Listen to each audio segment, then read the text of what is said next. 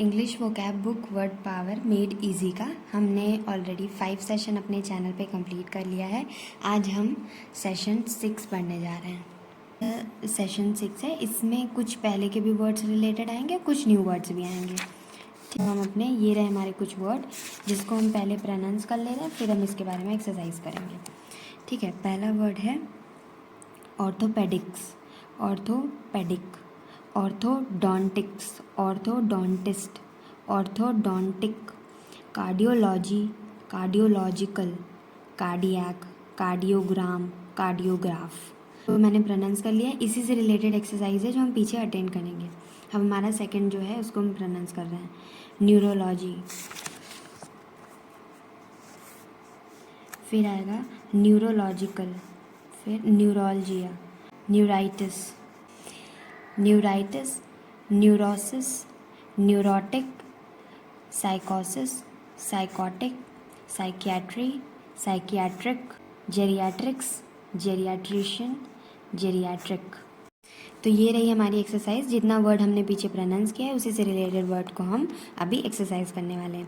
पहला वर्ड है हमारा ऑर्थोपेडिक्स। इससे रिलेटेड वर्ड हमने अपनी प्रीवियस एक्सरसाइज में किया था।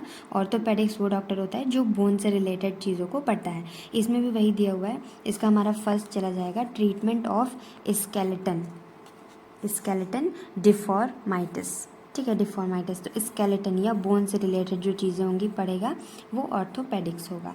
अब ऑर्थोडोंटिक्स, ये ऑर्थो तो सेम वर्ड आ गया। अब इसको हम क्लासीफाई कैसे करें? जैसे यहाँ पे पेडिक्स आया है ना, ये हमारे बोन से रिलेटेड है। ठीक है, जहाँ पेडिक्स आया है। और जहाँ डोंटिक्स आया है, डोंटिक्स, ये हमारी टीथ से रिलेटेड है। तो इसका क्या जाएगा? सेकंड हमारा किस में जाएगा? इधर लगाया है स्ट्रेटनिंग ऑफ टीथ। जो हम टीथ, जो हमारी क्रूकेट टीथ होती है उसको हम जब अलाइन करवाते हैं तो वो ऑर्थोडोंटिक्स होता है। Orthodontic, straightening of a teeth मतलब टीथ को अलाइन करवाना। फिर आता है न्यूरोलजिया। न्यूरोलजिया जो हमारी नर्व पेन होती है वो होती है।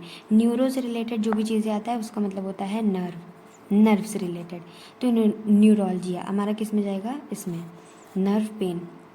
न्यूराइटिस, न्यूराइटिस ये जो नर्व की जो इन्फेक्शन होती है उसको बोलते हैं। जैसे इसके पहले हमने स्किन की इन्फेक्शन को पढ़ा था जिसको बोलते हैं डर्माटाइटिस। ऐसे ही न्यूराइटिस जो होता है वो नर्व का इन्फेक्शन होता है, तो वो होगा inflammation of the nerve, inflammation of the nerve. Geriatrics, फिर आता है जेरियाट्रिक्स। जेरियाट्रिक्स का आंसर होगा fifth, speciality dealing with the medical problem of elderly. Elderly से रिलेटेड जो भी हम प्रॉब्लम पढ़ते हैं ओल्ड एज पर्सन से, वो होता है जेरियाट्रिक्स। पहला है कार्डियोग्राम। कार्डियो जो वर्ड आता है ये हार्ट से रिलेटेड वर्ड होता है, ये हार्ट से रिलेटेड होता है। तो इसका आंसर हमारा 1 किस में जाएगा? ये पहले ये था, इस बार जो भी रेड से लिखा हुआ है वो हमारा राइट आंसर है। तो इसमें पहला होगा रिकॉर्ड ऑफ हार्ट बीट्स। यहाँ पे आंसर भी दिए हुए हैं तो आप मैच कर लीजिएगा, कंफ्यूज मत होइएगा। कार्डियोग्राम है पहला ए, रिकॉर्ड ऑफ हार्ट बीट। जो रिकॉर्ड होता है हार्ट बीट का वो होता है कार्डियोग्राम। बीट जो हार्ट बीट का रिकॉर्ड होता है, जो हम देखते हैं ना ईसीजी पे जो चलता रहता है रिकॉर्ड, जो हार्ट बीट ऐसे ऐसे चलता रहता है, वो क्या होता है? वो कार्डियोग्राम होता है। सेकंड है कार्डियोग्राफ।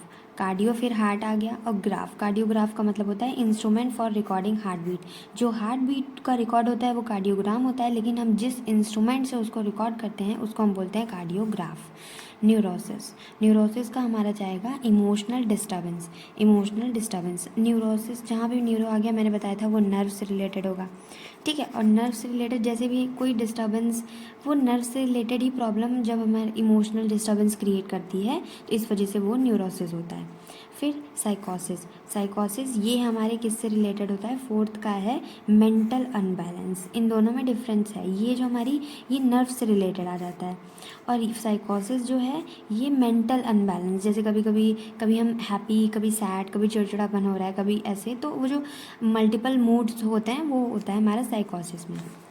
फिर साइकियाट्री, साइकियाट्री हमारा चला जाएगा ऑप्शन डी में, treatment of personality disorder. Personality disorder जैसे कि फियर, नर्वसनेस, ये सब जो डिसऑर्डर को सही करते हैं वो साइकियाट्रिस्ट होते हैं, और इसका ऑप्शन जो साइकियाट्री होता है वो डी होता है, ट्रीटमेंट ऑफ पर्सनालिटी डिसऑर्डर। की थर्ड एक्सरसाइज, तो जिसमें कि हम पढ़ते हैं सेंटेंस, फिर ट्रू और फॉल्स या फिर येस और नो बताते हैं। पहला हमारा सेंटेंस आएगा a gynaecologist patient are mostly men. Gynaecologist हमें पता है वुमेन की डिसीज़ को जो डॉक्टर पढ़ते हैं वो गायनेकोलॉजिस्ट कहलाते हैं, तो उनके पेशेंट क्या मेन होंगे? Mostly. False. Second, ophthalmology is the study of eye diseases. Yes, eye की जो भी डिसीज़ होती है वो कौन पढ़ते हैं? ऑप्थेल्मोलॉजिस्ट पढ़ते हैं, और उस स्टडी को ऑप्थेल्मोलॉजी कहते हैं। Orthopaedist is the speciality dealing with the bones and joint. Yes, जो ऑर्थोपेडिस्ट होते हैं वो जॉइंट्स और बोन को देखते हैं, और जो ऑर्थोडोंटिक्स होते हैं वो टीथ से रिलेटेड होता है। A cardiac patient has a heart ailment. जो कार्डियक पेशेंट होगा उसको हार्ट से रिलेटेड डिसीज़ होगी। True. Fifth, a person with a bad bite may profit from orthodontics. जिसके भी टीथ रिलेटेड प्रॉब्लम होगी, क्या उसको जब वो ऑर्थोडोंटिक्स के पास जाएगा तो उसको उससे प्रॉफिट होगा? True. Neuralgia is a disease of bone. No. False. Neuralgia जो है नर्व पेन होता है, वो बोन से रिलेटेड नहीं होता, नर्व से रिलेटेड होता है। A neurosis is the same as साइकोसिस। बिल्कुल भी नहीं, साइकोसिस अलग है, ये मेंटल से रिलेटेड है और ये हमारा नर्व से रिलेटेड है। फिर neuritis is inflammation of the nerve. Yes, neuritis inflammation होता है नर्व का, और यहाँ पे आप मेरे को बताइएगा कि स्किन का जो इन्फ्लेमेशन होता है वो क्या कहलाता है। फिर psychiatry is a medical speciality that deals with mental emotional personality disturbance. True. Psychiatry यही होता है जो हमारी मेंटल इमोशनल पर्सनैलिटी डिस्टर्बेंस को देखता है, वो डिस्टर्बेंस। फिर हमारा 10th आएगा a cardiograph is a device for recording heart beat. Yes, जो कार्डियोग्राफ होता है वो एक डिवाइस होता है हार्ट बीट को मेजर करने का, और जो रिकॉर्ड होता है हार्ट बीट का वो होता है कार्डियोग्राम। 11th है psychiatric treatment is design to relieve tension fear and insecurity. True. 12th, a doctor who specializes in pediatrics has a very old patient। नहीं, रॉन्ग। उसके ओल्ड पेशेंट नहीं होंगे, उसके इन्फेंट या फिर चिल्ड्रन जो होंगे, जो छोटे बच्चे होंगे वो उनके पेशेंट होंगे, वो उनमें स्पेशल होते हैं। थेरियाट्रिशियन हैज़ वेरी यंग पेशेंट। नहीं, ये दोनों ही अपोजिट लिख दिया गया है, इसका इसमें जाना था, इसका इसमें आना था। जो ओल्ड होते हैं उनके लिए हम ये वर्ड यूज़ करते हैं। जो ओल्ड एज से रिलेटेड होता है वो जेरियाट्रिशियन होता है, जो यंग से रिलेटेड होता है वो पीडियाट्रिक्स होता है। नेक्स्ट एक्सरसाइज, जिसमें हम पहला हमारा वर्ड लेटर लिखा होता है उसी को हम पढ़ के उसका आंसर देते हैं। यहाँ पे आपको इसका आंसर देना है, मैंने इस बार लिखा नहीं हुआ है जिससे आप उसको बता सको, यहाँ पे भी आंसर दिया हुआ है। और ये रहा, ये हमारी एक और एक्सरसाइज सेशन में दी हुई है।